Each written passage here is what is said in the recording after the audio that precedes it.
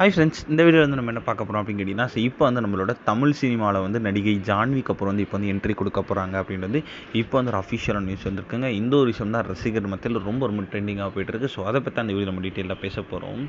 So Bollywood திரையுலகில் வந்து அறிமுகமானதுலேருந்து வந்து பெரிய பெரிய ரசிகர்களை கவர்ந்தவங்க தான் நடிகை ஜான்வி கபூர். ஸோ இப்போ வந்து இவங்க வந்து மறைந்த நடிகை ஸ்ரீதேவியோட ஒரு மகள் அப்படின்னு நம்ம எல்லாருக்குமே தெரிஞ்ச ஒரு விஷயம். இந்தியாவில் மட்டும் இல்லாமல் இவங்களுக்கு வந்து ஜூனியர் என்டிஆர் கூட லேட்டஸ்ட்டான தேவாரா திரைப்படத்தின் மூலமாக தென்னிந்திய சினிமாக்குள்ளேயும் வந்து அவங்க வந்து என்ட்ரி கொடுத்துருந்தாங்க. ஸோ இதை தொடர்ந்து வந்து தெலுங்கில் உருவாகும் ராம் சரண் படத்துலையும் வந்து இப்போ வந்து அவங்க வந்து நடிச்சுக்கிட்டு இருக்காங்க. இடையில வந்து இப்போ வந்து இவங்க வந்து இன்னும் அஃபிஷியலாக ஒரு தமிழ் திரைப்படத்தில் நடிக்கலை அப்படின்ற ரசிகர்களுக்கெல்லாம் ஒரு ஆவல் இருந்துச்சு அப்படின்னு சொல்லலாம். ஸோ இதை வந்து இப்போ வந்து பூர்த்தி பண்ணுற விதமாக வந்து அவங்க வந்து தமிழ் சினிமாவில் வந்து முதல்ல வந்து நடிக்க போகிறாங்க அப்படின்ட்டு வந்து இப்போ வந்து அஃபிஷியலான நியூஸ் வந்துருக்குங்க.